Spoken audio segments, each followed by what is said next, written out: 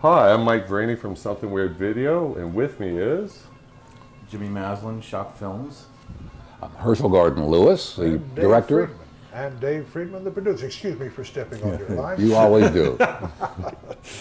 Well, it's good to have us all together here. Let's start talking about this masterpiece, this epic, this... You're sounding wry, Michael, but this is my favorite movie of all the ones we did. Well, Incidentally, right here, where Ben Moore is lifting this thing out and throwing it in the ditch and jumping in, turned out we had a rattlesnake in that ditch. And too bad it didn't bite him, I swear. Oh, but no, this was certainly the favorite of the 7 pictures that Herschell and I did together in our partnership, and certainly was, by the standards of exploitation, was a very spectacular picture. I can remember when this picture was finished and I sent it out for Dan Sonny to look at for the 13 Western States rights. He called me up and said, that thing looks like it was made at MGM. I mean, by the standards of Maury's Grocery Market. So we have had many times when people ask us what this picture cost, we would be somewhat obfuscatory and say that it cost, under $500,000. And they'd say, oh, all right, They had no idea. Because this does have production value. Now here is our famous banner, Pleasant Valley Centennial, which we set up in St. Cloud, Florida. We came out of a little hotel one day, and here were these 2 old guys, because in those days St. Cloud was not part of the Disney empire. It was a sleepy little retirement village. These fellows were looking at this banner up there, and one said to the other, I wonder why this Pleasant Valley is having its centennial here. St. Cloud. And the other one, it was about a year before the year we had on the banner. He says, I wonder why they put their banner up so early.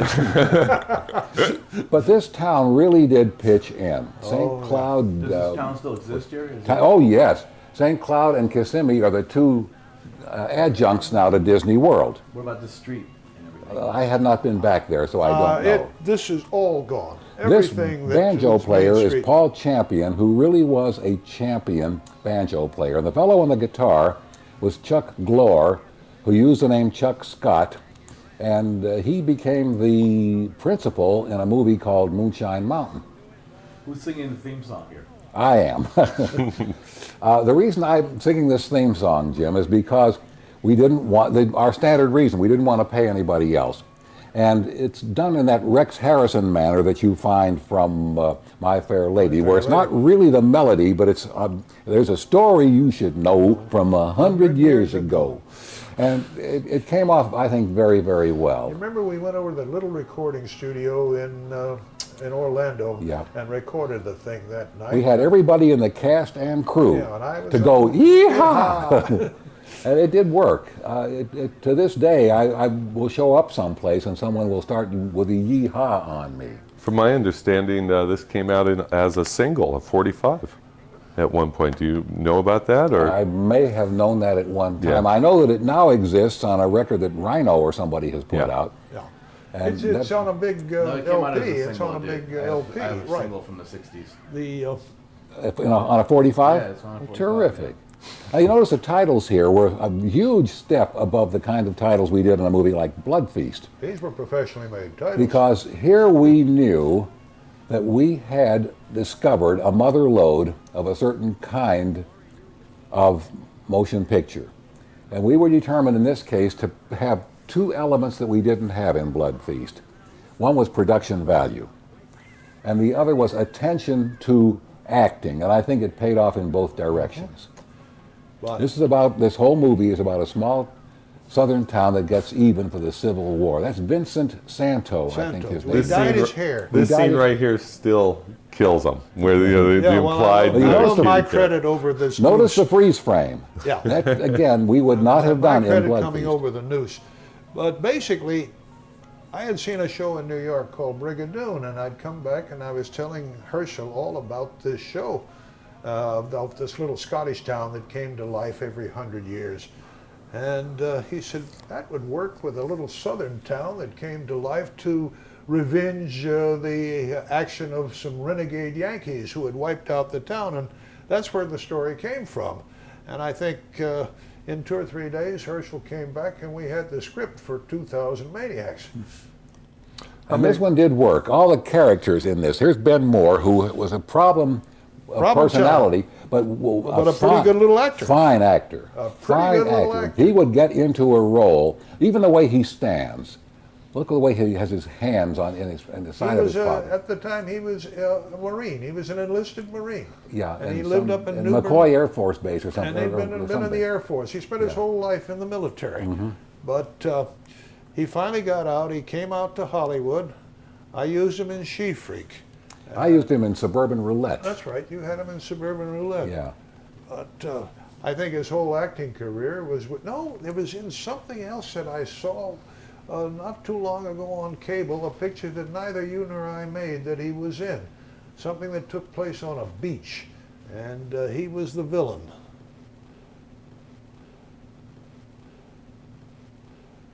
But he was a pretty fair. In fact, most of the cast of this thing, with the exception, that's where he practically stepped on a rattlesnake. on that rattler. But you see, Ben is a good actor. He stayed in character, and I heard somebody later on say, "There's a snake down here." I said, "We're not going to pay him." Connie Mason is driving, and that was always a perilous proposition. Jerry Eden had Promoted booched these cars from some local dealer in exchange for having the cars in the movie, an early example of product placement. And as she drives into the town, Connie quickly drove into a brick wall. And I think it cost us a couple of $100 then to get it fixed. The But most of the cast, outside of Connie and Steve Kerwin, Bill Kerwin, who we brought down, and Shelby, that we brought down, we picked up from the little theater in Orlando. Another one we didn't was Jeffrey Allen, whose real name was Talkie Blank, a fine adult actor from Chicago. Who played the mayor. He played the mayor, and we used him repeatedly after that. He really knew how to get his hands on a role. What other films was he in? He was in This Stuff Will Kill You. He was in, what else was Talkie Blank in, or Jeffrey Allen? He was in, I've forgotten at the moment. Now notice this sign. At the end of the picture, we have a little effect which we got as a bonus when they come rushing out of the town with that little sign. It blows over. And we hadn't planned that, but the effect of the wind from the car going past blew that sign over. It was perfect. Notice this effect, that dissolve. You can tell a laboratory dissolve from our camera dissolve because the color changed slightly. The town of St. Cloud was so cooperative, they gave us a cherry picker to give us this high shot. Everybody in the town, practically, was in this scene, which we shot on a Sunday to get as many people out as we possibly could.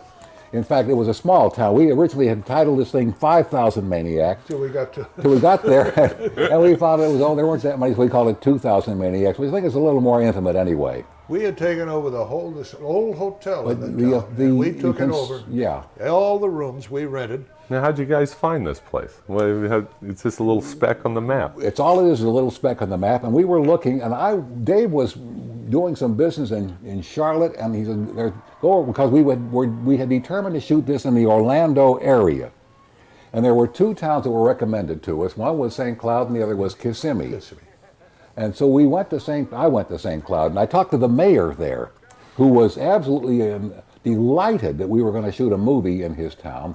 We made up a bunch of credits because the only thing we really had to point to at that time was Blood Feast. And I didn't want to do that. But once they got into the spirit of this town could not have been more cooperative, as I'll show you when we have that scene at Old Teeter and Rock. Now there's Jeffrey Allen, real name Talkie Blank, at the left edge. He's the mayor. And you talk about a good actor. This guy can get into a role. I'll tell you a funny thing, too. He was also in Year of the Yahoo. That was the other. Why, you pretty little Yankee gal. I didn't say waiting for you. I said waiting on you. I'll tell you a funny thing, too. We used him in so many pictures, and he was a problem child, but Mr. Jerome Eden, or Jerry Green, or Jerry Stallion, or whatever name he was not that bad an actor. No. A real little operator. Yeah. He had come out there, and he was very good in a picture called Defilers. But the guy could act. Oh, yeah. I heard he's a talent agent now or something. Huh? I heard he's a talent agent. I'm not sure that's true anymore. Some local He lives over in talk Orlando. show host said that he was his agent when he was on the air in Orlando, but that was a long, long time ago. Well, somebody ran into him a couple of years ago, Eric Caden. Oh, really? And it was an agency in Beverly Hills or something. But he'd been appearing in some ads for hair restore that were running now. In fact, I think I sent you a couple of them. one You time. did. Yeah. So the town just opened its doors the to town you, opened its doors. rolled out the Heart red to us, carpet. Opened its heart. I mean, anything and everything we wanted. Now that girl is Shelby Livingston, who gets killed early in the picture.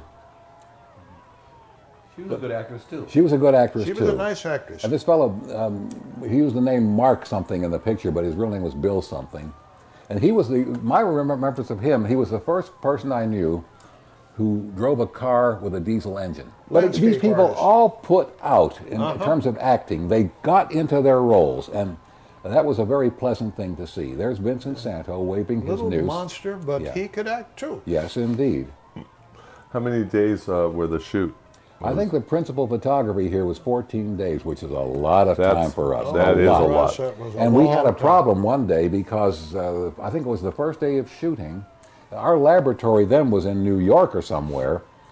We had rented a camera, the second camera, which was an Aeroflex, and somebody had left an 85B filter in it, which didn't really show as we looked through it because it looked realistic, and so that caused it to be one stop off all the way through. But there were a handful of shots we had to Didn't do we over. do the mix on this picture in Washington at that? At Capitol, yeah. Capitol, We mixed this yeah. picture at Capitol. Here comes the second carload. Now she almost, that kid that was in the middle, that she almost ran over. Oh, yeah. Too. Well, this was after she had scraped that building, After and we she had to shoot scraped it the from one building. angle Right. only to make sure we didn't show that. Here, too, we ran out of time. And if you'll look at the way this works, you can, if you look for it, tell where Jeffrey Allen, the mayor, begins to talk, and there's nobody there anymore. We shot it the next day, and the crowd had dispersed. Well, So we we're shot on, the- we're on close-ups of him, which it worked out very, very nicely. But we had to come back for that and cheat. There's by the shooting hotel for it. in the background. There's the hotel, and that But hotel. we shot the master scene on Sunday when everybody was off work and could come down and be in the shot. This must have been the biggest thing to ever happen at this little neck Oh, of the it woods. was. Yeah. It was. It was, and And I know I had to go over to, Herschell and I were a little worried, and I said, we better take some crowd insurance. And there was big insurance, guy selling insurance. So I said, we want to buy some crowd insurance tomorrow for about 3 hours. And the guy said, what's that? And I said, well, call a company called Haas and Wilkerson in St. Petersburg. They handle fairs and circuses and outdoor. Oh, he called back and said, well, he says, it's very expensive. He said, it'll cost you $200. I said, well, we'll pay it. We've got to pay. So we insured the whole town that day. That thank heavens we didn't have to call on. Oh, Linda Cochran, yeah. Good, nice lady. She too came out to the coast and was into filers. so this combination of sweetness and evil is very hard to capture. We were able Well, to do notice it. here the correlation between that scene you just saw and the same scene in Blood Feast. The same two performers. Here we had to stay reasonably tight because we didn't have as much crowd as we had before. But we did get the master shots when the crowd was all there. And that was that Sunday afternoon. You know, the movie shows a lot of love for the South and the whole ambience of Absolutely. the South. And you two must have had a fascination with this whole part of the country. We absolutely do. As you know, Michael, I taught English and the humanities at Mississippi State, and I've always I love the South. I love hillbilly music there, and this gave me a chance to cash it all in. And of course, Dave was a impressive Southern boy, Southerner. anyway. Well, you've always thought I was a redneck. But, okay. And of course, after I retired, where did I go but back to Anniston, Alabama? Hey, who was the partners involved in this movie? We had 4 partners, the 2 of us, a fellow named Sid Reich, spelled R-E-I-C-H. You'd think it'd be Reich, but he pronounced it Reich. He was the president of a company in Rochester, New York, called Burns-O-Matic. They made blow torches or paints or maybe both. And our fourth partner was the theater owner in Chicago named Stan Kohlberg. And we had two companies that we used. One was called Box Office Spectaculars. The other was called Jacqueline K. Kay. And Friedman Lewis Productions. And yeah, Who was Jacqueline Kay? Jacqueline K was Kohlberg's wife. Wife, yeah, Jackie Catherine Kohlberg was her name. How Reich got interested in the film business, he had invented this heater that drive-in theaters could use up north, that in the wintertime that you hung it in your car and you could heat your car. And I remember them. Enable drive-ins to stay in the north to stay open a little longer. Being from Seattle, we used to use those heaters in the drive-ins. Now, Later on, when the whole thing split up and we all sued Kohlberg, Sid Reach and I made a picture together, A Taste of Blood, which was, from a viewpoint of production value, by far the most lavish thing I ever did. It ran 2 hours and had a lot of good acting in it. That's the one Bill Rogers was in. But once Sid Reach died, in the middle of all this litigation, the whole thing collapsed. Now, the time that which you... was the picture that you played the limey, the Cockney? That was A Taste of Blood. That was A Taste of Yeah, Blood. I had hired a Cockney to say, "Evening, mighty, I'm a fit night for the devil." And he didn't show up. And we were shooting on this boat out in the middle of the docks in Dodge Island in Miami.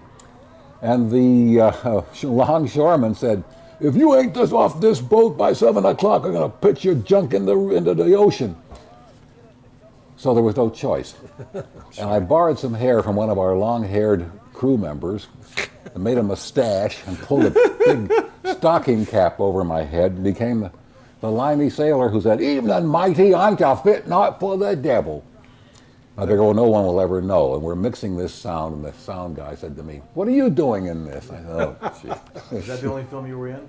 I was in Living Venus in a quick cameo, not Hitchcocking, again, but there again, it was just something where we simply had forgotten to hire an actor for a one-liner. So I took it, but those are the only movies I was actually in. You know, I think These two guys I played think, very well off Hersh, each other. this is the one picture that you and I made together that I'm not in, as a matter of fact. But your presence is very much known in this. Dave, are you in Color Me Blood Red? Pardon? Are you in Color Me Blood Red? Are you in Color Me Blood Red, he says. I don't know that you're in that No, one. I don't think I got in that one either. No, but I'm in Blood Feast and A whole I was pile of in, others. huh? And a whole pile of Whole others, pile of yeah. others. pile of others. Here you get the flavor of what's going on in this movie, long before the first effect. One advantage that this picture has, and it might be considered a disadvantage by some over a picture like Blood Feast, is the first effect, the first gore effect, I'll call it, in this movie, catches the audience totally unaware. They know there is evil in the air, but they don't know how it's going to resolve gonna be itself. resolved. I know exactly what you're saying, because the first time I saw this, I was very young, and you're talking about the thumb scene. I'm talking about the thumb That scene. shocked the hell out of me. Yeah. It made my jaw drop. I was just like, what? And it was the surprise aspect of it that made it work so well. Now This- that, this is- that this old is a- hotel Yeah, was we- one great location. It was. They had the world's oldest telephone system, which they had replaced, but they left all the old stuff in there. The old 1920s switchboard. Where you rang, you And, turned and the the crank to typical old beat up phone, and it looked perfect because we used them all in the scenes. Isn't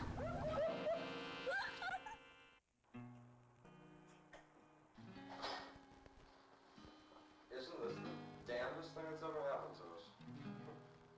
Johnny boy, the way we live, everything that happens is the damnedest thing.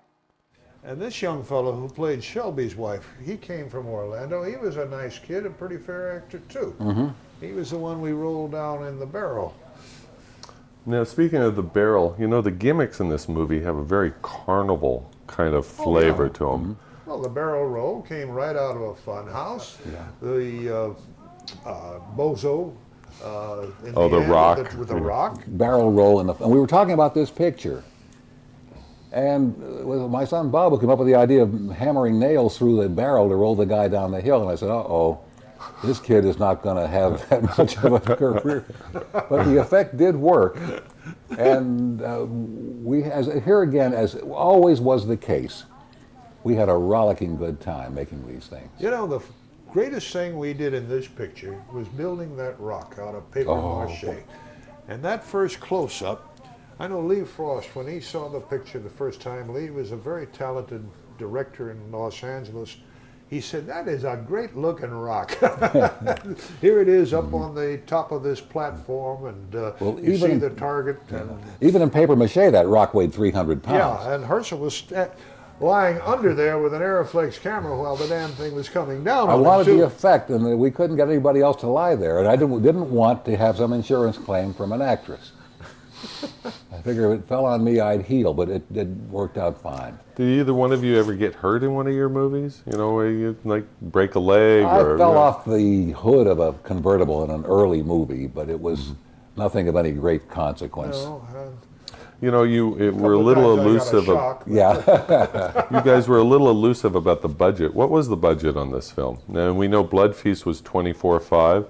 Oh, this was 62,000, I believe. 62,000. And that's a lot of money. That's like That 3 was a times. Oh, yeah. What No, Blood we had Feast had this cost you. conversation, and we were firmly committed to making a picture that we could show to people without having to justify what we were doing by saying, well, you understand why we had to do this.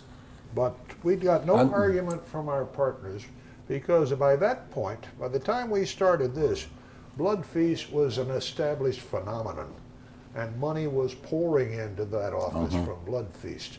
So when Herschel and I budgeted it out, and I went over and said it's going to cost a little over 60,000, got no argument. The check was written right then and I there. would notice his telephone. That, Yeah, well, that there's was the- on the there's the- wall. They had painted over it. Of course, it was dead, but it was a perfect prop for us. How did 2000 Maniacs do at the box office? It didn't do the business Blood Feast did, but what it did was something altogether different psychologically, and that is it established us as people who knew how to make a picture instead of just two schmucks aiming a camera. A Blood Feast, a lot of people felt was an accident. My God, look at the ragged pan. But in this, nobody. That's But you see, my philosophy was nobody ever walked out of a theater because of a ragged Right. pan. Nobody ever asked for their money back. But they often walked out of theaters because they were not entertained. And they never did that to us. You know, this movie, even today, it has a high entertainment value. I mean, agree with you, Works Michael. from beginning to end. It actually also captures. It's a great time capsule of the South at that moment. Yes, thank you for that comment, because that's exactly what we intended to do. Well, for the first time, too, that we had brought together a very large ensemble of players in a picture.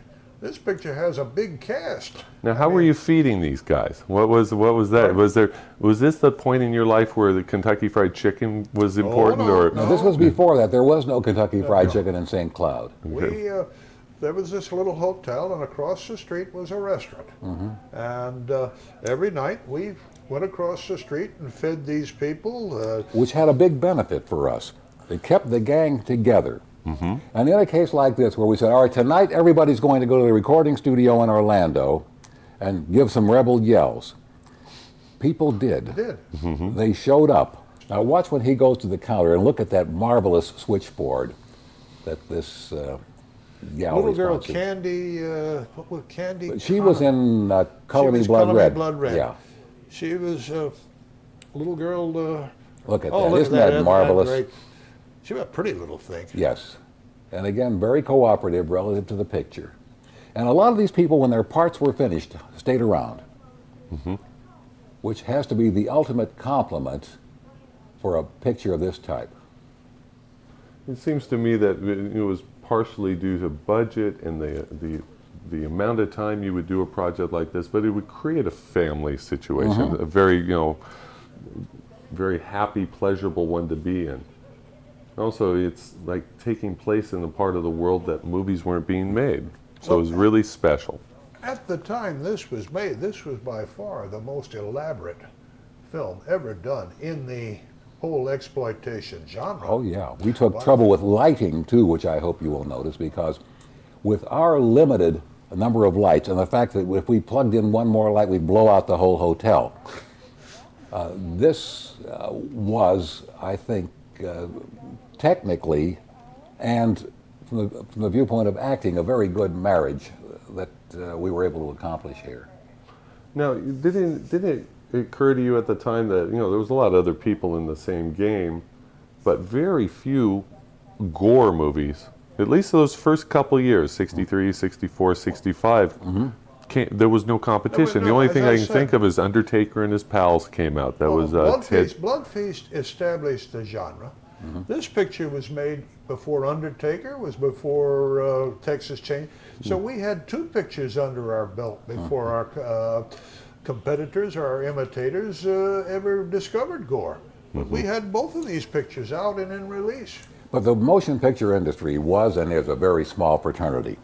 And you can't have a hit and keep it secret, and you can't have a flop and keep it secret. Once we had released, or might say excreted, Blood Feast, the word hit the industry literally like a cannonball. Don't forget that picture was reviewed in Variety. Okay, the reviews were devastating. But the grosses when the weren't. numbers started coming in, people are starting to say, what is this thing? And I'm suddenly getting calls from exhibitors I never heard of. That, who's your distributor in Montana? Who's your distributor in this place? The people we were pleading with to handle our pictures before were suddenly all over us. That's another indication, by the way, you've got a successful picture. Now, when you got it in the can and you got it out in distribution, you never took Blood Feast and doubled it up with 2000 No, Maniacs. We didn't, no. As I said before, that was after both Herschell and I had gotten out of the game with the pictures that we had done together, and a distributor who had bought all of the rights to the pictures came up with the idea of putting the three of them together, which was a waste, a total waste. Now here's where we shock the audience out of their This is chairs, the because first we have come this far into the movie without and nothing has happened. right. And there, Here we go.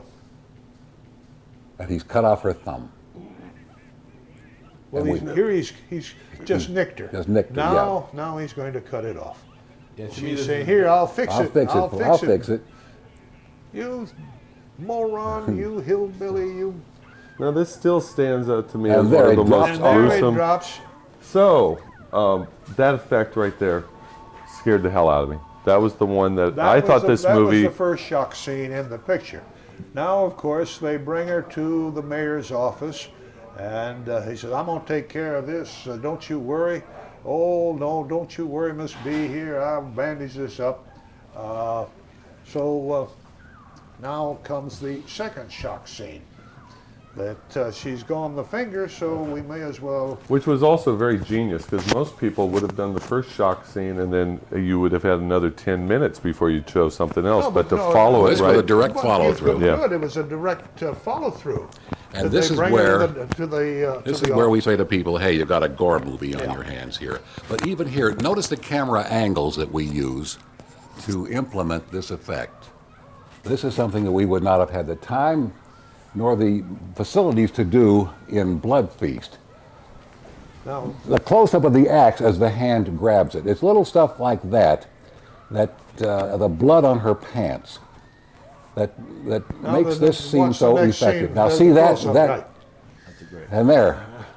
And obviously, yes, I grant you that that arm came off a department store mannequin, and it No, was even today, this movie looks out of control. At this moment, right here, we're That's like, the whole idea. Her arm is down a hole in the disc. Yeah. Now, today, of course, if we were to shoot this, we would have a rubberized arm, It and would still be twitching. yeah, but we were dealing without any special effects things at all. but you had something going for you. Nobody And else right had here done is this. Nobody else had So done they this. didn't have a That's the reference Nobody was point. going to say then, hey, that's a department store mannequin. Now, today, with all the effects you have in movies like Alien and some of the other pictures that are effects heavy, our stuff, no question about it, is primitive. But at its time, it had an effect. And even today, because it's primitive, there's a realism there that you don't get with a heavy morphing effect or some of the other things that you can get in contemporary pictures. Here's your great mirror shot. These are tough, by the way, because what the camera shows as a mirror shot is not what the person looking in the mirror sees as a mirror shot. Bill at his best. Now, Well, he makes us seem- with two yeah. lights, he's lighted pretty well there, Herschel. And there you've even got a key light on her hair. Yes, indeed. Was there more censorship now because of Blood Feast when this came out? Is that No, one this reason one I didn't didn't do as have- well? Yeah, but see, this didn't have the kind of thing that the tongue scene in Blood Feast had, Jim. So we didn't have, we had some problems with this, but not in the South, which was our prime playing area anyway. And if some individual town or some individual theater said, hey, I don't want to play your picture, reminds me of the Woodrow Wilson story when a union boss said to him, sir, I would never vote for you. And he replied, sir, I would be highly insulted if you did. All we figured out, they're not going to play it, let them lose the money. But by this time, you see, our reputation was such that theaters that had played Blood Feast automatically would play 2000 Maniacs, and they would play it perhaps not to the grosses that Blood Feast achieved, but certainly to a lot less griping than Blood Feast would have among the Blue Noses. Which was a movie that had the ad campaign, or it was in, I know it was in the press book, the film that your cashier will never forget, or something like that. I think I it was Scum remember of the that Earth. one. Well, I'm sorry, I didn't hear I you. think it was Scum of the Earth. There was an ad campaign in the press book in Scum of the Earth that said like the film that your cashier will never forget. Oh, that was, well, Was it Scum of the Earth? that was that brochure we made up for all three pictures, Scum of the Earth, Blood Feast, and 2000 Maniacs, that we made up to send to all the exhibitors. And each one of them, it started with Barnum by Yeah, Todd, I remember that etc., one, and yeah. it's called Showmanship. And on each one of them, I had a little line, the film your cashier will never forget. I think that was Blood Feast. Nobody ever beat Dave Friedman in exploitation. Yesterday, I was talking to somebody who said that she was on eBay, and they were auctioning off the paperback book of Blood Feast, which we couldn't give away. We would show up at theater owners convention and say, take one, nah! And at the end of the day, it was all over the floor. The bidding was at $150 for this little paperback book that we couldn't give away. And I wish he had a case of them out Oh, back. yeah. You remember the fellow we meet at Chiller every year? Oh, yeah. Kleinschmidt or whatever, and he says that he has 2 or 3 of these things, and he sells them for $400 and $500. Well, they came out with the book. They came out with a reissue of the book. You wrote the book, right, Herschel? Yes. Oh, there's been a And they came out with a reissue. they comic came out with books, a comic book. comic Yeah. books, everything. I think the only thing Now, we this missed. was the only telephone booth in the whole town. St. Cloud. And it bothered me here because we never got our money back. I think we were putting slugs in it anyway. Okay. So what was the print count on? Was it pretty close to Blood Feast, like 75 Yeah, prints, I think we had about 100 prints? 75 or 80 prints of this. Once again, we started off very cautiously with this picture. We were still remembering our poor past. And when you're once stricken with poverty, you're cautious forever after. Now, the one place this picture played to equal grosses with Blood Feast was the West Coast. And again, there I attribute that to the fact that it, because of the better production value and everything, that it got into a lot more situations than Blood Feast ever got into, and some much better situations. Yeah, and I think what this did that Blood Feast might not have done. This opened the door to this kind of picture. Blood Feast scared a lot of possible competitors off for a couple of years. They were afraid of being tarred with the brush of, my God, look what we're doing Well, here. that explains why there wasn't a huge flood of this material, like Barry Mahon running out and making a No. gore movie, or No. Doris. You see, we or, were at that moment, they couldn't tell what we were. We were outlaws in a sense, and yet we were making so much money out of these pictures, no one could understand it. With this picture, we legitimized the genre of movies, and that may have been the reason that subsequent to 2000 Maniacs, the flood began.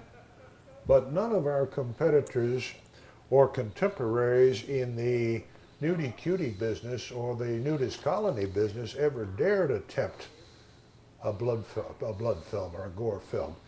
Probably the first guy to come out with something in anyway imitative would be Ted Michaels with The Undertaker and his pal.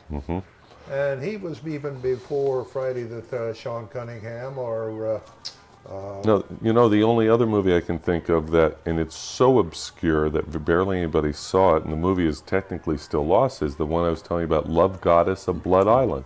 Shot in Florida. that was shot in Florida, and I'm Very gory, you know, Here we went out into the field. yeah. And they were gracious enough, the electric company strung a line for us because there was no power where we were at all. They strung an electric power line out for us that afternoon. They ran a whole bunch of cars around this field to scare off any snakes that might be in there. They had those horses. I fell off the horse that night. The guy brought it. Oh, don't you want to get on the horse, Mr. Freeman? Well, okay. I was not one of the great horsemen of our time. Oh, that thing bucked and I hit the ground. Thank God it was sand. The horse didn't feel too good about it either. Now, you know, another strange combination is the, you know, exploitation film. It's a gore movie, but it's also a musical. Oh, yes. Oh, yeah. Which is, you know, a definite first. And I don't think it's something people followed up with. You know, you don't. The funny thing about it, you know, it's a very catchy tune, believe Very. it or not. I mean, the melody was good. I want to pat you on the back for that. It's one, about Herschel, time. but I mean, Herschel, it's you a would have very been- memorable tune. You would have been Some of these, proud. of course, are I take credit for the theme music in some of those, but much of them are old folk songs. That, Old Joe Clark. Old Joe Clark and Darlin' Corey, these all pre-existed us by 100 years. Now here's the barbecue with the arm on the spit, and by the time the evening was over, there was absolutely nothing left to it at all. But this is where we Once get rid again, of... we used every bit of lighting we had. So things like this, where you see the flags waving in the air, cover a multitude of scenes, of sins rather, that occur because we just were not that well equipped from the viewpoint This is where of, we get rid of Jerry Eden. Yeah. Not horribly enough, I might add. The interplay of the characters here is something that we had not achieved in Blood Feast. Part of it, of course, was the scripting of Blood Feast, which just didn't require that at all. But here we wanted that mounting effect of horror. I like this shot, by the way. People do react to that shot. You know, one of my favorite scenes in the movie is when the town folk, after they've done a murder, There's a stricken effect. they're very dumbfounded, kind of like, it's very, What have we done? yeah, and And it's then very well they start played. playing Dixie, and it catches fire again. Yes, that was quite deliberate, and we weren't sure when we shot it whether it was going to work, because they're all extras. None of them was an actor. None of the town folk. But they got caught up in the spirit of this movie as Now, well as... this was all night for night. Oh, yeah. And look at the way those two characters, and it was pitch black out there. And as I say, we didn't have a couple of hundred 5 kWs and a couple of arcs and a few other lights like that. But It was just as well to have this blackness behind them. Lester and me can't find him nohow. Excuse me, ma'am. I got some business to tend to. Knucklehead. Come back and I'll roll in my sweet baby's arms.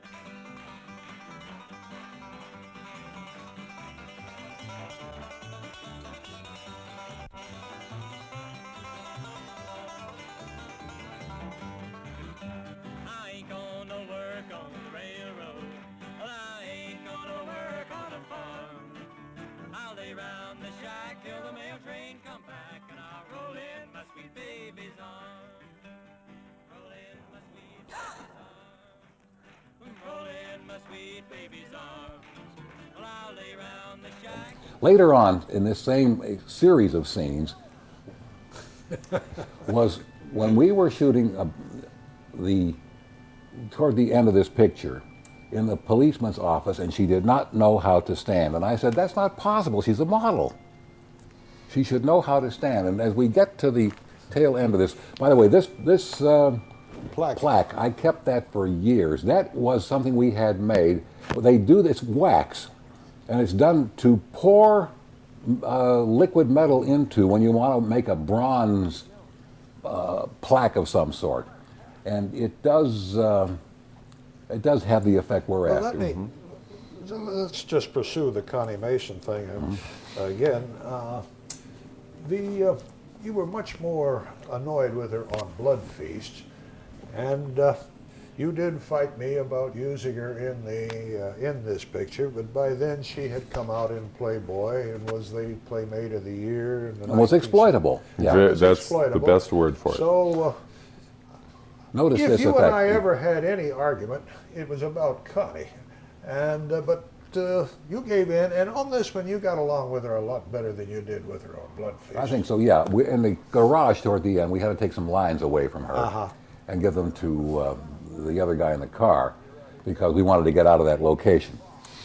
But she also was much less the prima donna in this movie than she was in Well, in she Blood was Feast. enjoying it, believe it or not. I mean, Well, everybody had a good time yeah, in this that movie. was, and you know, normally Connie worked for Oleg Cassini, and she hung around in some very fast-moving crowds around New York, and to come down to this little town in the middle of Florida wasn't Miami, it wasn't Lauderdale or anything like that. I mean, this was out in the woods. It was lonely country. Why, that was a pretty good little trooper. Oh no, I had no quarrel with that, nor with the way the picture finally turned out. You know, I was just thinking that the exploitation aspect of her being a playmate, and you were able to use that in your ad copy, you know, Playmate of the Year. I wonder how Playboy felt about being Oh, associated Playboy, hey. with Blood Feast and... Let me tell you something about that. Connie was one of the first of the Playmates that ever really got a movie contract. And Mr. Hefner was, he kept mentioning the pictures that his Playmate of the Month had been in. Oh, so he was all for it, yeah. You know, very few of those ladies over the years really went anyplace else other than their appearance on the pages of Playboy. A few of them, Barbie Benton and a couple of others, got into movies, but overall, not that many percentage-wise. And certainly not as non-playmates. and this was, she was the first, actually, of all of the Playmates to get any kind of movie part. Where did you guys open this movie? Where was the... This movie, if I remember right, we opened with one of Kohlberg's drive-ins. Oh yes, that's where he claimed he had a power failure. Typical Stan Kohlberg. Niles, Michigan, wasn't it? He said they had a power failure and they were going to hold the picture. The picture didn't do well, but he was going to hold it over a week because they had a power failure. He had a deal where he would charge $1.25 to get into the theater, of which he said 25 cents was admission and $1 was for a discount at the concession stand. And the procedure was that he would pay the film rental based on the 25 cents instead of on the $1.25. Now here we have our... And he got away with this from the major companies for years. Oh, too. yeah. And of course, we were his partners, so we were limited in the amount of complaining we could do. Here are our horses, looking very mild, but again, the concept of mounting horror, that was the nature of 2000 Maniacs. What made Mal Arnold so interesting in Connie Mason is, I mean, the fact that you guys took non-actors and made them actors, and they took their part seriously, even though they couldn't act, and it made it. That's what makes it so funny today. Yes, but you see, at the time, we were delighted these people took this stuff seriously, Jim, because that meant they might learn their lines, which would again have been a novelty. In this picture, people did know their lines. It was almost contagious. And you take people like the mayor and like Ben Moore and Gary Bakeman, the guy who's standing next to him on the left there, and Linda Cochran, all these people and Jerry Eden, who took this picture seriously, and they were into their roles almost in a Brando kind of fashion. But it became contagious. Remember one thing. When they saw this script, this was an 80-page script. Oh, yeah, this was... Now, Blood Feast was maybe 15 pages. Including the title page and 2 blanks at the end. Pull him apart. Notice that mad gleam in her eye. And here comes, The arm? that's him all over. Talk about a disorganized personality. Now this is the thing you were talking about, Michael, where at the end of this effect, which we pan to very, very slowly, and not a lot of light, and then zoom back, and it gets dragged out of the scene. And now the people are nonplussed. This really worked for me when first time I saw this. I just thought, it kind of gave And more. as they sing Dixie on a very low key, as they all And then they just gradually, you can see that it rising again. Like these two guys, Come on. let's have some Let's music. have some music. That's just kind of interesting that they were looking a little bit sad there. I think, That was absolutely the intention. It works too. That works a one lot. worked. We had that same thing on old Teeter and Rock at the end of that effect. Yeah, Well, that not that sure. They were particular all scene is just the one stunned that and a little shocked at what they What had they had just done. And then they realized that that's what they wanted to do, get even. And here comes Dixie, and now they're back in it again, and it catches fire. It's almost like one of these birthday candles that you blow out, you think it's out, and then suddenly it's flared up again. Dave, you did the sound on this movie, correct? You're the sound man. During the barrel roll, the sound sounds like it's in slow motion. Was that deliberate? No, it wasn't. I'll answer that one for Dave. That was out on location, and somebody had rented us, I think Camera Equipment Company out of New York, had rented us, or Foreman and Babb, a converter. Converter, yeah. And it was supposed to hold at 60 cycles, and it didn't hold at all. Not at all. And you had to stand there had with to your stand hand there on the knob and- solidly. We were lucky to get any sound at all out of that because And we were taking it off a car battery. yeah, and we had and- both the camera, that big Mitchell, and the sound were coming off of that thing, and it pulled it down so that the And thing here was I going am to. trying to ride the gain on the sound and at the same time keep that needle at 60 cycles with this big rheostat, and it was almost impossible. But that converter did not work at all. Now, we had another thing here where I don't think this was the song, one of the others, where we had a hum. And we had the music in the tune, in the note of the hum, so that it became unnoticeable. Well, that was a high line that we picked up an AC hum Yeah. from a power line. From a power line, yeah. it was Champion, the banjo player. Did those guys live in that town? Yes. Champion lived in Orlando, I believe, and he was one champion banjo player. We used him so heavily his fingers were bleeding. How much time between Blood Feast and 2000 Maniacs? Between you picking up the ball and starting a second feature? I think we shot 2000 Maniacs in October or late October, about 4 or 5 months after we had opened Blood Feast. Blood Feast. We opened Blood Feast in the spring at that drive-in. at Okay, and we Peoria. shot this in the And we fall. went through the whole summer. I know, I remember we had left for, I'd gone down to Charlotte first and was going to meet Herschell in this little town.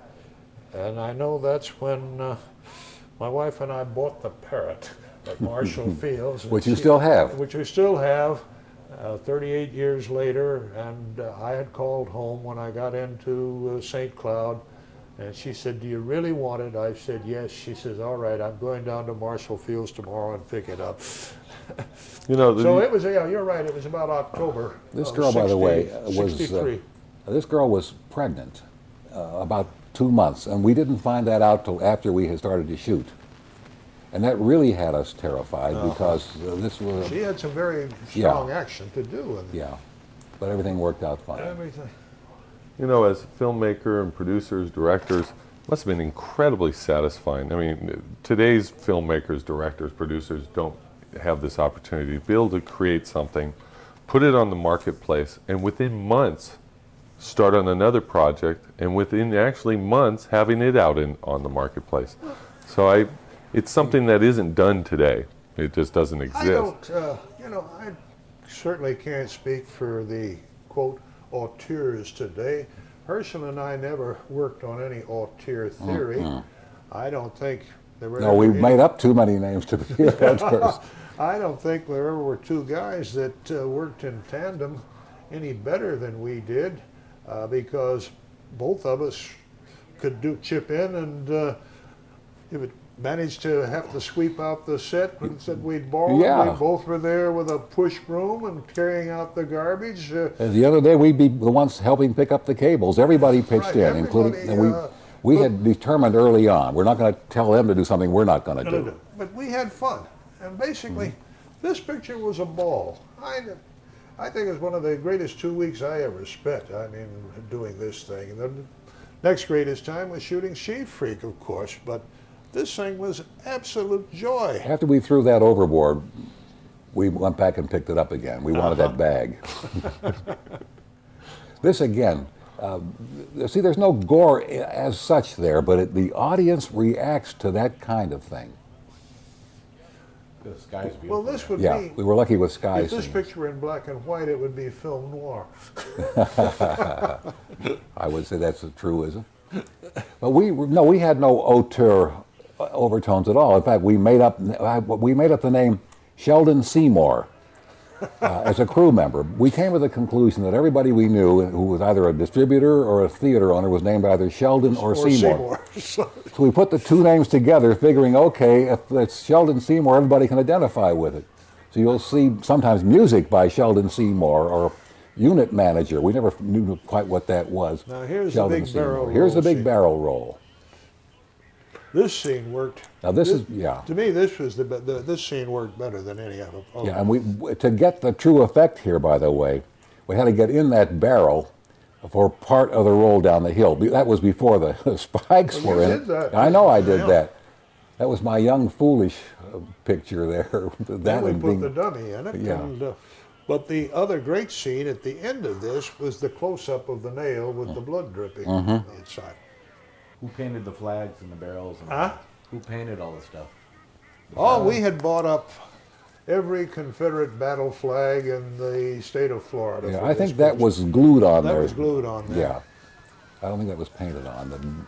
The barrel, of course, we did paint. It was The barrel was We had a painted. tough time finding a barrel, as I Yeah, remember. finding an oak barrel. You see the You don't effect find here. too many of those anymore. But we have far more reaction shots here, too, by the way, than we ever had in a movie. Which builds the horror. Which builds the horror. And you notice we go from close-up to long shot to reaction shot. Now, you guys must have been really satisfied with your work when you were watching this in the sense of dailies, and just you knew you were onto something here. We didn't see the dailies until 2 or 3 days afterwards. They were going up Yeah. to New York and That was- being sent back, and we'd have to drive over to Orlando to get them from the Air Express Company. We were, believe me, we were there on a wing and a prayer. Now that's a dummy in there, obviously, but by intercutting this, the effect worked out all right. And the idea was not so much as to who was in the barrel as to what the effect was at the end. And down they go down the hill. And see, now there he's in it, because that was the last 2 feet of that. And here we have the results of Very the effective. barrel roll. You know, the only other thing coming out at this time that this movie reminds me of is those Ohio State highway safety films that the Ohio State Police made. Wheels of Tragedy, Mechanized Death, Signal 30, which was honestly the only thing you can compare to your films that was going on at the same moment. It's amazing that these films were made. You know, they're 20-minute films that show the most gruesome car accidents known to man, and they're supposed to scare you into driving very safely. And they were shown to all kinds of teenagers across America around the same time they were old enough to go to the drive-in to see this. Well, this says roll down the hill safely. Now there's Bill and Harry Kerwin. That guy is Harry, Harry, Bill's the brother. brothers. And we showed him how to adjust to 2 chords or 2 notes on the guitar.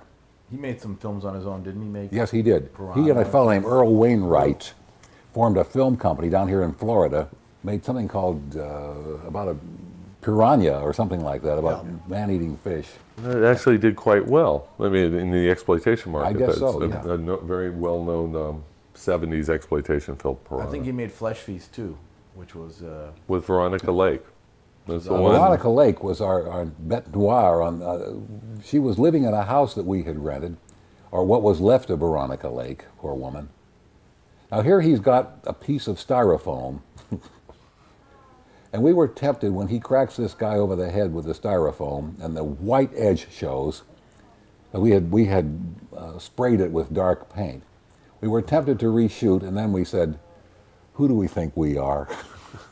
Nobody's going to walk out because you see, no one really ever knew whether it was a piece of styrofoam, even after it had cracked. Now, were the two of you doing all the setups in the sense of the special effects and the, getting everything ready for the camera shot, or did you have a crew or a group of guys that you trusted to lay the paint down, the blood down right? And we had a respectable crew on this. Many of them were not experienced, but that was just as well for us. Yeah. We didn't want somebody who, one, used a whole bunch of movie terminology, or two, said, no, don't put the light over there, put the light over here. We felt we knew what we were doing and we knew what we were after. We wanted grunt work. But the one aspect of, I don't care who it was, whether it was somebody whose first day was on the crew or had never set foot on a set before, we listened to people. Mm-hmm. And we avoided a whole bunch of mistakes by listening to people. When somebody from left field would say, why don't you do this? Well, we would never say, who the hell do you think you are? We didn't do it at Paramount this way. Yeah, yeah. the fact that the movie was shot in 14 days and as many props that you created for the film implies that you must have had a pretty loyal group. We were down there 14 days, but I think actual shooting time was only 10 days, if I remember right. We did take a day or so off. We did take a day or so off. We took that day when we took the whole crew on the houseboat. We took another day off. Now this poor guy cracked his leg horribly during this run, and he still went through with it. Where the prima donnas would have said, "Oh well, ow, yeah, stop, stop not the this camera." guy." Yeah. Now here again, Connie was a good trooper because she was not used to this kind of crap around herself. No, this we had dug this swamp. hole. We put some hay in it. It was supposed to be quicksand.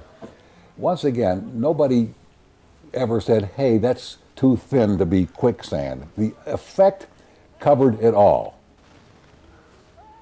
And he will slowly sink into the sea. He had a lot of guts to Yes, do he this, did. and then the next shot we shot of him coming up was At the the tail end of end. the picture, of course. You guys had some real troopers on this. Oh yeah, and there he goes.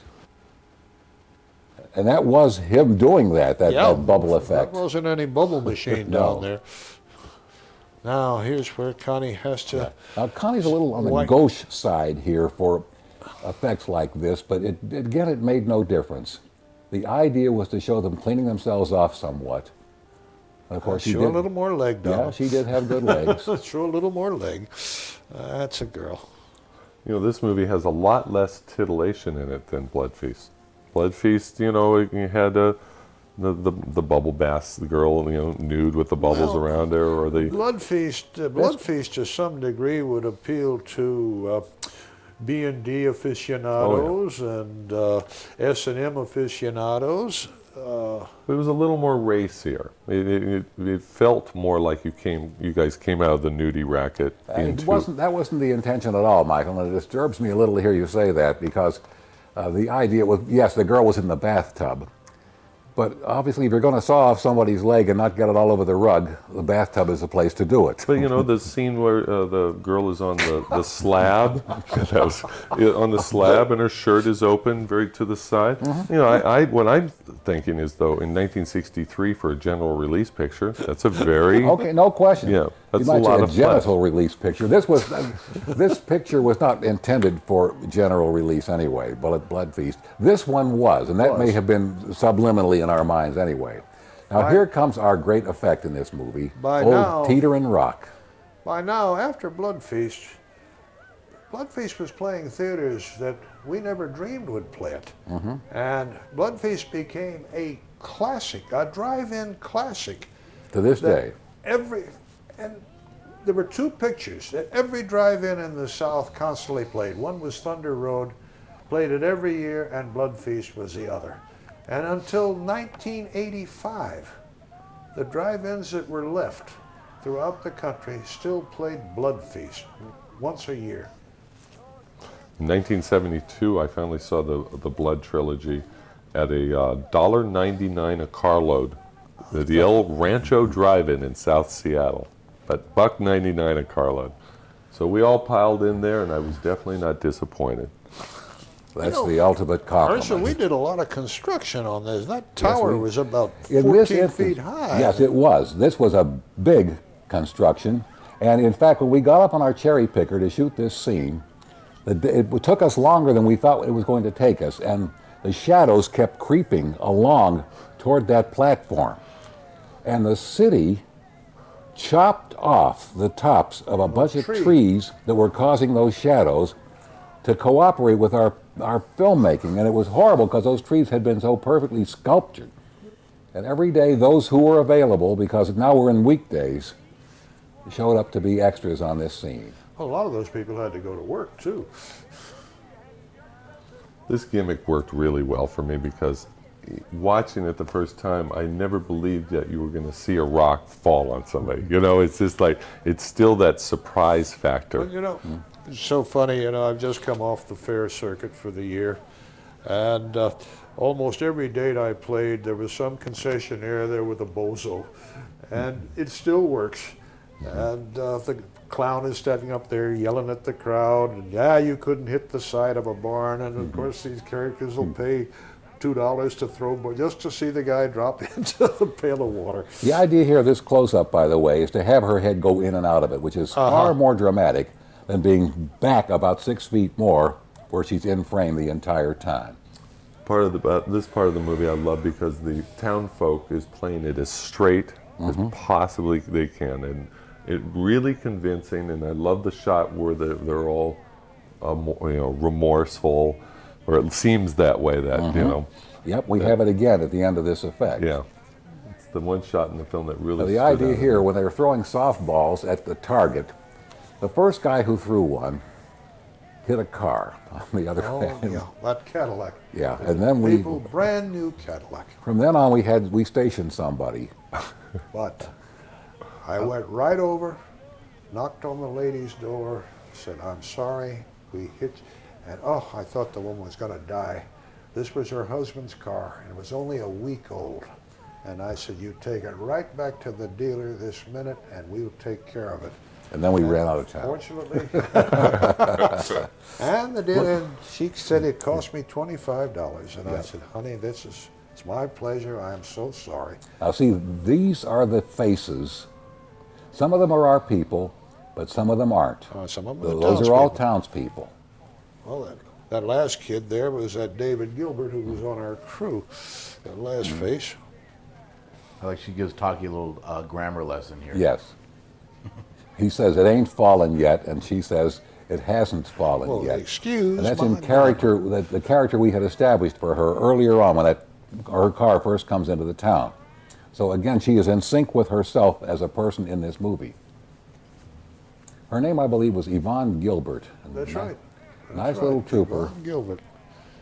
I had forgotten about her. Any of the townsfolk try and stay in touch with you years later? You know, like. Well, you know, funny thing, years later, one of the Florida papers came out with a whole color spread about our town there. Did I ever send you a copy of that? I think it was the Orlando Sentinel. And a year or so later, after this picture, they came that Hollywood comes to Central Florida. And they had some color shots. I don't know where they got it. They must have had a guy over there one day shooting this thing. We didn't have that much color. No, we sure didn't. I think all our production stills were black and white. All our production stills were black and white. Yeah. I've got a tear sheet. I'll send it to you. I was going to say, the two of you both came up with the ad campaign for this and the movie poster and something you jointly worked on. This campaign wrote itself. This campaign was fun, fun, fun. It wrote itself. A town of madmen crazed for carnage. For carnage, that was your phrase, crazed for carnage. So when you sold this movie overseas, now because this one is so southern, I would suspect that it would even been more popular just because of the regional aspect. You know, foreigners are very they were enthralled with the South. They're fascinated too with the southern milieu overseas. They know that we had a great war between the states back in the 60s, and a lot of Europeans know that the South has never really reconciled itself, so to speak. But See, there's a man who can carry a scene. you know, you could have taken this whole theory, this whole theme of why this little town had come. You could apply it to almost any situation. There's been some recent talk about possibly remaking this. You know, in the last few years, or last 10 years, a lot of movies were AIP movies were remade, and you know, from Motorcycle Gang on up. But there's been talk, there's been treatments done on this, and talk of it. You know, If you were making this picture today, the villain would be a chemical company or a manufacturing company that had poisoned the whole town. Now here's this scene. That These are the faces. These are all townspeople. Right. And they're doing exactly what they're supposed to do. It's a very creepy scene. Your distribution for this film was very successful overseas. You had just as much luck with it as Blood Feast. This one, well, overseas, neither of these pictures played too much because of the censorship of violence. But the domestically, I love the stories about like it. I'll tell you where this picture did a lot of business was in Canada. Oh, really? And surprisingly, although Canada has prior censorship, they weren't concerned about it. About the violence here.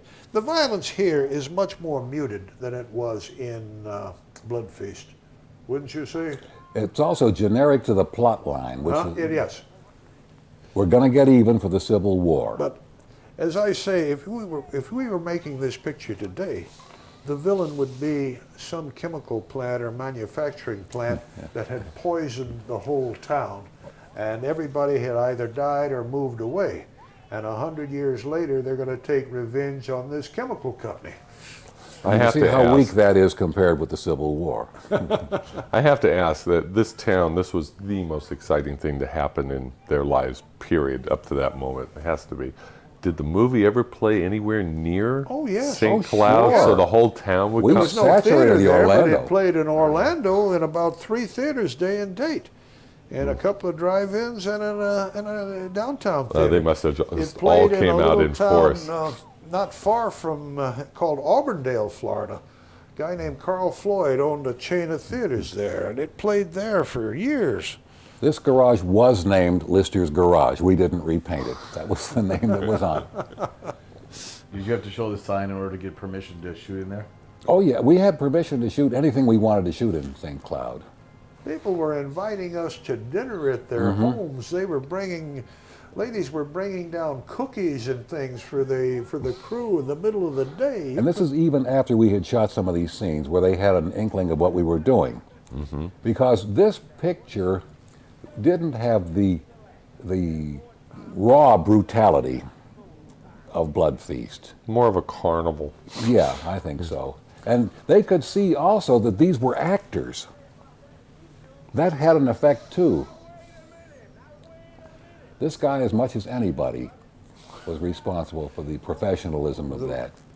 Little bank in the town, when I came down with my briefcase and opened an account down there, that made an put impact. $40,000 in the account.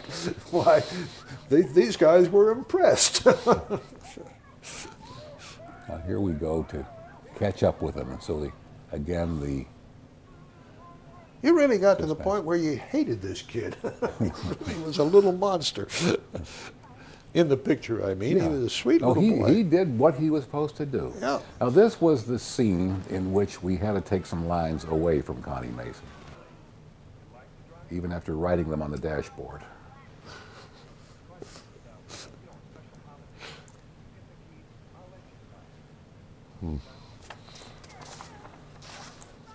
We're trying to build suspense here because we'll intercut shots of the crowd rushing toward the garage. This is an ancient film technique of what's going to happen first. Are they going to get there or are they going to get away?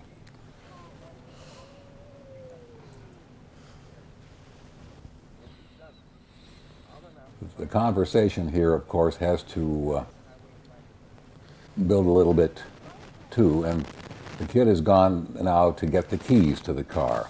Is he going to get back in time?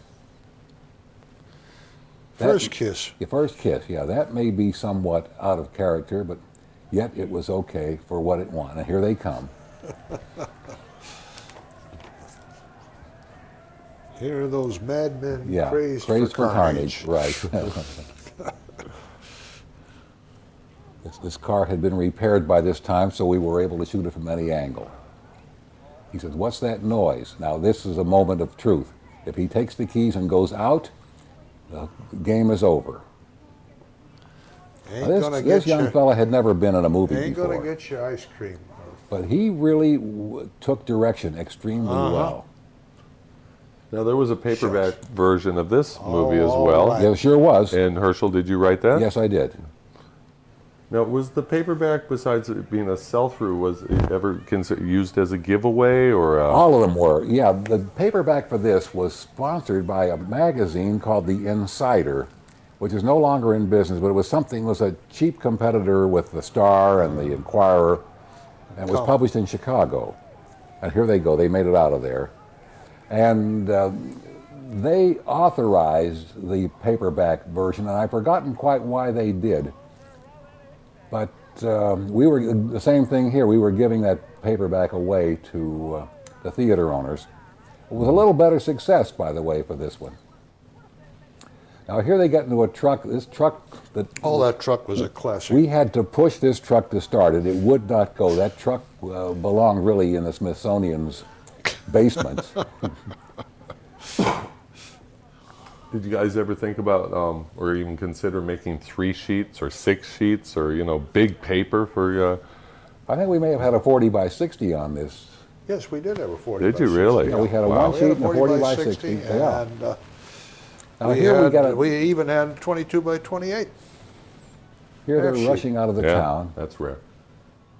And then when this truck of yahoos comes after them, we get our gratuitous effect when the wind from that thing blows the sign over. That old Spanish moss is always a great Yeah, we had prop. good luck with our settings there. There they go.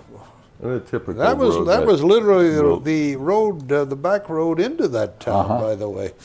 But you can see This the is old, production old done. Joe Clark was the Yeah, was old the Joe music. Clark. Old Joe Clark. Da da da da da da da da da. Da da da da da da da da da da da da. How close to the script did you guys stay, you know, from the time that you started shooting till the end of this thing? Almost slavishly. Now there's that sign toppling down. Yeah. This script we didn't treat it with reverence. Some things just didn't sound when they came off. Mm-hmm. But generally speaking, this was scripted from top to bottom. Damn, Yankees didn't even get my candy. Let's get the hell out of town. Yeah. And off they go And leaves the brat. and leave the brat. You lies, you lies. You lousy Oh, boy. That Yankee. was again was a gratuitous. If that car dealer had ever seen, We almost ended the picture there. if that car dealer had ever seen what we were doing to his car.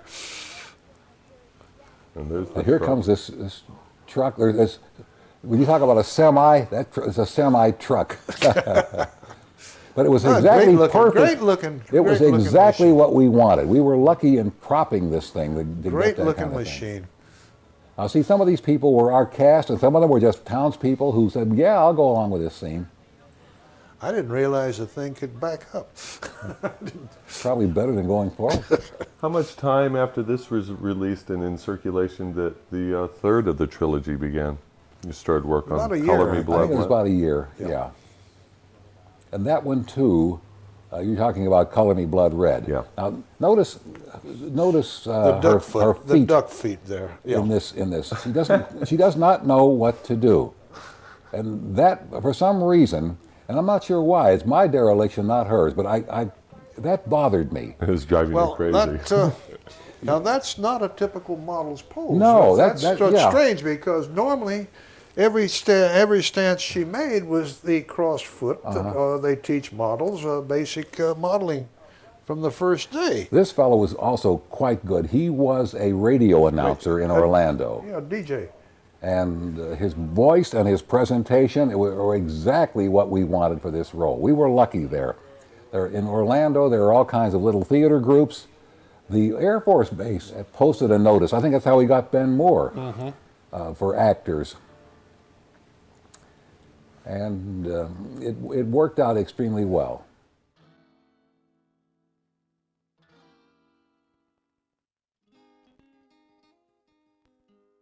We were very fortunate in the talent pool that was in that town.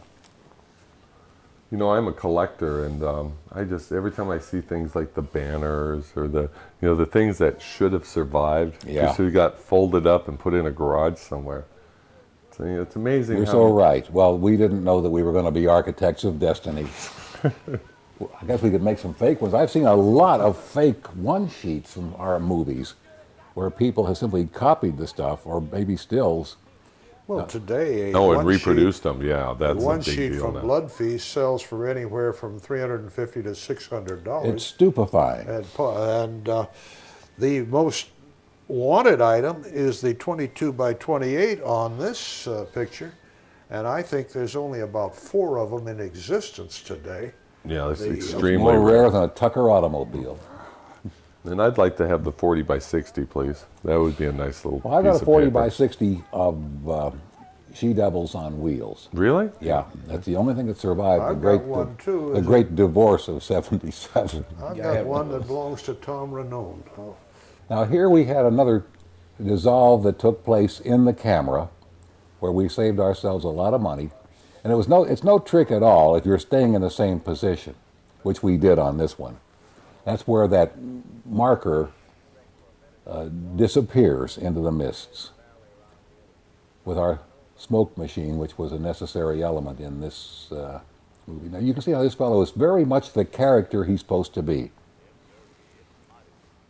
That's the whole the trick of tag reality in a movie like this. If people look like what they're supposed to be, and the rednecks look like what they're supposed to be, and the mayor looks like what he's supposed to be, and Bill Kerwin looks like a school teacher, which is what he was supposed to be, and this policeman looks like a small but honest kind of backwoods town policeman, which is what he was supposed to be.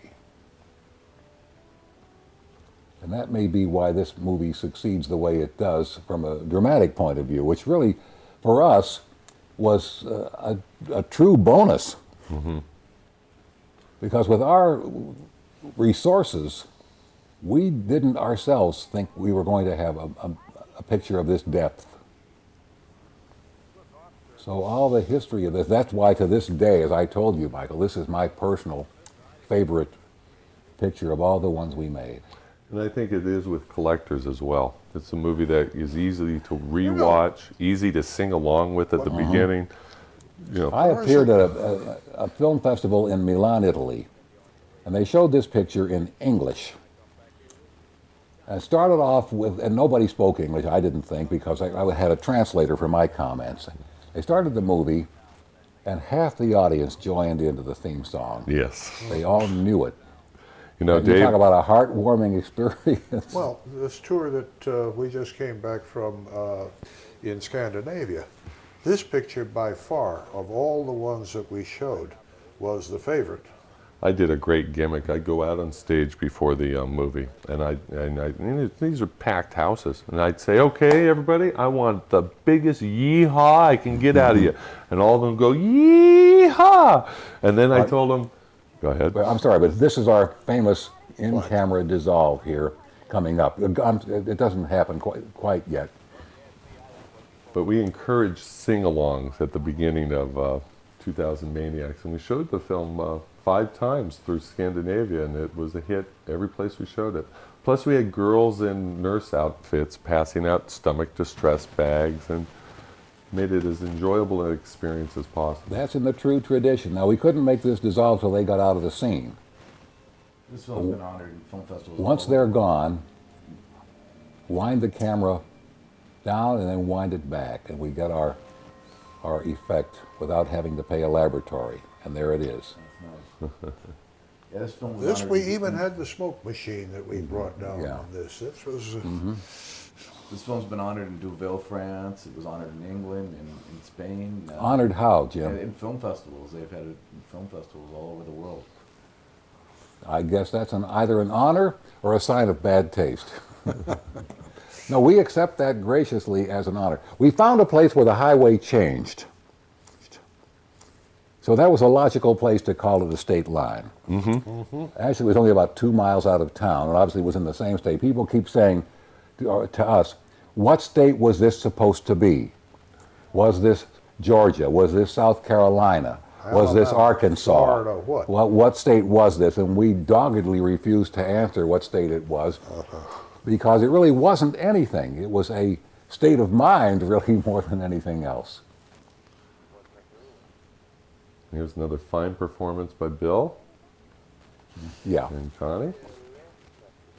But here's, well, they, Yeah.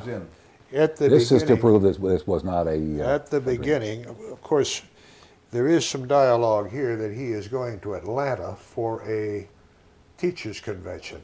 And of course, in the beginning, the tourists are headed toward Florida. So they were only stopping the cars that had a northern license plate on. So it had to be South Carolina or Georgia or somewhere Georgia, in there. yeah. But it really wasn't anything. And the fact was, it was shot in Florida. Well, they're wrapping it up They're here. wrapping it up as a movie of this sort should be wrapped up, with a combination of romance and bathos. Well, there was enough shock effects. Now for the this was last- shot pure sunlight, a couple of reflectors. Yeah, that's all we had was sunlight and reflectors. And even the reflectors were a step above blood feast. Of course, a lot of this was daytime, which made it a lot easier for us. And This she wasn't said, a hazy day, as you can see from those shadows on the car hood there. Hazy days are the greatest thing in the world to shoot. Oh yeah, you don't have that glare. But you can see how much heat is on their faces here.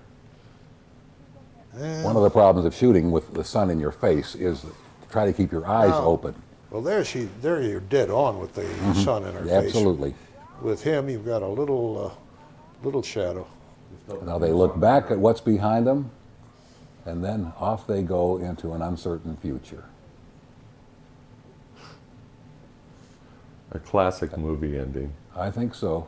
And she snuggles up close Ah, because they've been through thin together.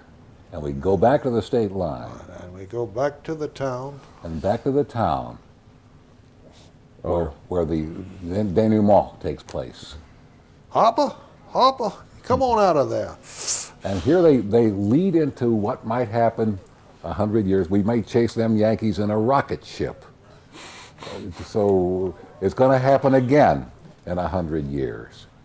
By that time, all these people will be dead and gone, and they can startle another rocket ship load of Yankees or whatever when that happens. But you see how perfect these faces are for the characters they're supposed to be. you know, Ben just was by far of the ruffians, the 3 ruffians I call them. Ben was by far the best of the actors. Oh, there's no question, yeah. Gary No, was even not. to this day. Gary overplayed it quite a bit. He played it very broadly. And You know, even to this day, you can tell how satisfied both of you are with this picture. It was it sounds like and feels like it was a really wonderful experience and something that was very gratifying. You know, I love this shot. That's a great shot. Yep. That was a nice little well, as I surprise say, shot. when he went down, we Yeah. just waited until he came up again, and I figure if he didn't, we wouldn't have this scene. Yep. There were no alligators This guy down was there. a real trooper. He says, hey, wait for me. So he doesn't come up, see, he comes up almost zombie-like, and then is back in character again. Now the smoke. And now the smoke machine, and again everything fades into nothingness. Camera dissolved. And then the song. Music up. Music up, yeah. And the effect becomes complete. So the movie is of a piece. Well, Herschel, I've just relived the experience again with you, and it's been a joy. And for me, this is really like seeing one of your favorite children who has left home and has come back again for the family reunion. You and I get together too infrequently, Dave. Yes, indeed. Couldn't be And, a happier time. we're this close to one another now. I mean, it's... And we thank you, Mike, for making this possible. And Jimmy Maslin. Yeah, here. and Jimmy Maslin, absolutely. We felt that the cast here deserved individual attention, and this is one of the very first pictures that did this at the end of a movie.